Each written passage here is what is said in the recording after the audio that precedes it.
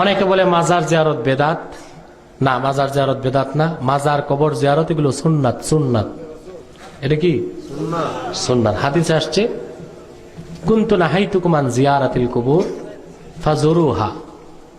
আল্লাহ রাসূল বলেছেন আমি তোমাদেরকে কবর জিয়ারত করতে নিষেধ করেছিলাম, এখন তোমরা জিয়ারত করো। রাসূলুল্লাহ বলেন নাই কাছে করা যাবে দূরে করা যাবে না। এই জন্য কাছের কবর মাজারও জিয়ারত করা যাবে, নিয়ত করে শাহজালালের কবর মাজারও জিয়ারত করা যাবে। ইমাম আজম আবু হানিফা রাহমাতুল্লাহ সম্পর্কে অনেকে মন্তব্য করে উনি নাকি কিছুই জানে না। হুজুর উনি কেমন ইমাম ছিলেন? আচ্ছা বলেন, বিশ্ববিদ্যালয়ের ডিপার্টমেন্টের চেয়ারম্যানের বিদ্যা কতটুক তা প্রাইমারি ক্লাস 3-র ছাত্র কি বুঝবে? বুঝবে কিছু? কথা বলে। আরে বিশ্ববিদ্যালয়ের ডিপার্টমেন্টের চেয়ারম্যানের এলেম বুঝতে অন্তত কলেজের লেকচারার তো লাগবে নাকি? আবু হানিফা কে? এই ভণ্ড লামা ঝাবিরা কিছুই জানে না। আসলে ওরা দুশ্মনী আবু হানিফার সাথে কি রকম জানেন? চামচিকা দেখছেন? চামচিকা এটা রাতে বের হয় না দিনে। কেন? সূর্যের আলো তার চোখে সহ্য হয় না। যদি জিজ্ঞেস করেন তুমি দিনে বের হও না কেন, সে বলবে সূর্যের সাথে আমার একটু ঝামেলা আছে। সূর্যের সাথে চামচিকার দুশ্মনীতে সূর্যের যেমন কিছুই হয় না, হ্যাঁ, আবু হানিফার সাথে লামা সাহাবীদের বিরোধিতায় আমাদের কিছুই হয় না, ঠিক কিনা? এক ভাই প্রশ্ন করেছেন নূর নবীজি সাল্লাল্লাহু আলাইহি ওয়াসাল্লাম কতটুকু গায়েব জানেন? সুন্দর প্রশ্ন। আর রহমান আল্লামাল কোরআন খালাকাল ইনসান আল্লামাহুল বায়ান। এই আল্লামাহুল বায়ানের তাফসীর ইমাম বাগাবী লেখেন আল্লামাহুল বায়ানা ইয়ানি মুহাম্মাদান সাল্লাল্লাহু আলাইহি সাল্লাম ইলমা মা কানা ওয়া মা ইয়াকুনু। দুনিয়া সৃষ্টির আগ থেকে এখন পর্যন্ত, এখন থেকে কিয়ামত পর্যন্ত যা কিছু হয়েছে হবে সবকিছুর এলেম আল্লাহ ১৫০০ বছর আগে তার হাবিবকে জানাই দিয়েছে। তারপরও রাসূলুল্লাহর গায়েব গায়েবে এজাফি, জাতি না।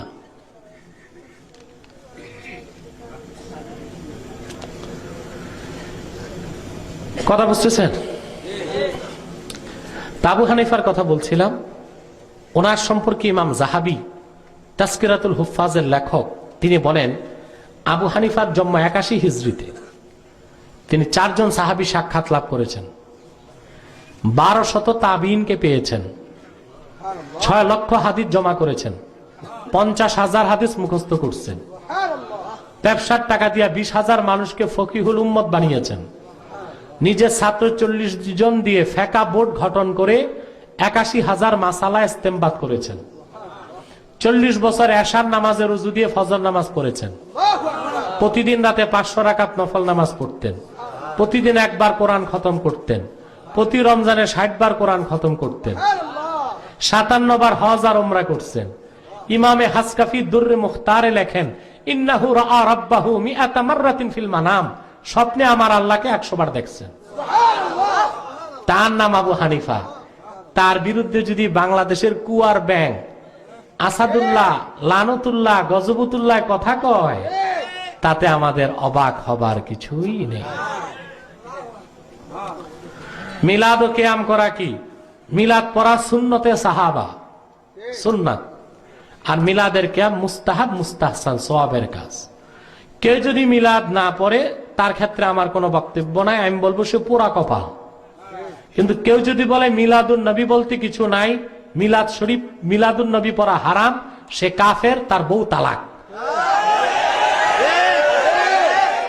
তালাক দিতে হবে না, অটো তালাক।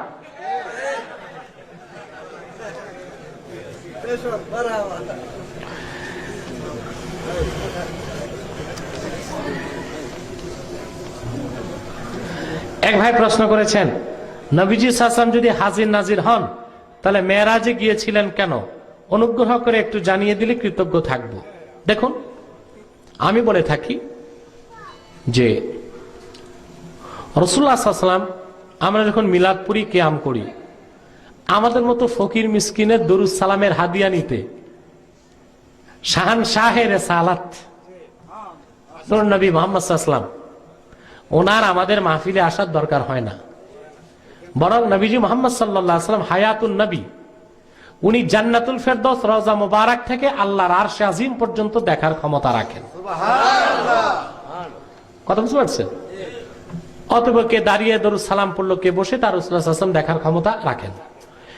আর মেরাজে যে রাসূলুল্লাহ সাল্লাল্লাহু আলাইহি ওয়াসাল্লাম গেলেন, দেখেন কিছু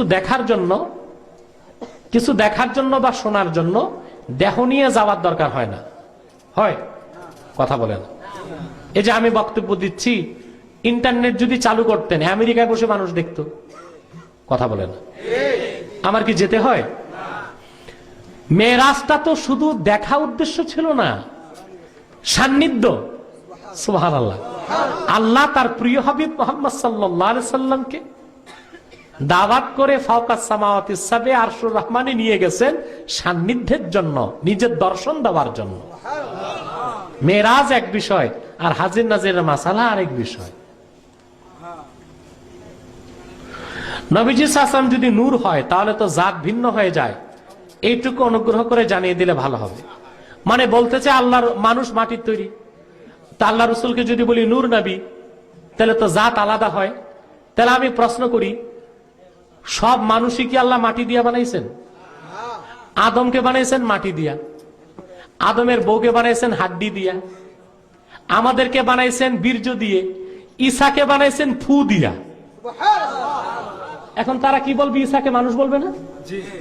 উনি তো মাটির তৈরি না, বাপই ছিল না। কিসের তৈরি? ফুয়ের তৈরি। কিসের তৈরি? ফুয়ের তৈরি। কিসের তৈরি? ঈসা নবী কিসের তৈরি? ফুয়ের তৈরি। অতএব এগুলো অবান্তর প্রশ্ন। আমরা বলে থাকি নূর নবীজি মুহাম্মদ সাল্লাল্লাহু আলাইহি ওয়াসাল্লাম মানুষ, তবে আমাদের মতো সাধারণ মানুষ বলা যাবে না। নবীজি মুহাম্মদ সাল্লাল্লাহু আলাইহি ওয়াসাল্লামের মাথার তালু থেকে পায়ের তালু পর্যন্ত পুরাটাই নূর ছিল। এই জন্য নবীজি মুহাম্মদ সাল্লাল্লাহু আলাইহি ওয়াসাল্লামকে বলা হয় নূরে মুজাসসাম। তবে আহলুস সুন্নাহ ওয়াল জামাতের আকীদা ও বিশ্বাস, নবীজি মুহাম্মদ সাল্লাল্লাহু আলাইহি ওয়াসাল্লামের নূর খালকি নূর, খালেক হচ্ছেন আল্লাহ। খালেক কে? আল্লাহ। নবীজি মুহাম্মদ সাল্লাল্লাহু আলাইহি ওয়াসাল্লামের নূর খালকি নূর, খালেক হচ্ছেন আল্লাহ। কথা বুঝতে পারছেন?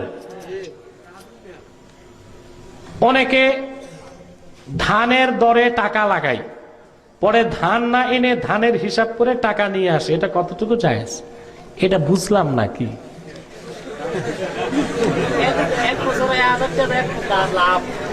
এইটা খাঁটি সুদ, এটা ফরমালিন মুক্ত সুদ, 100% সুদ। এই কাজও করবেন না।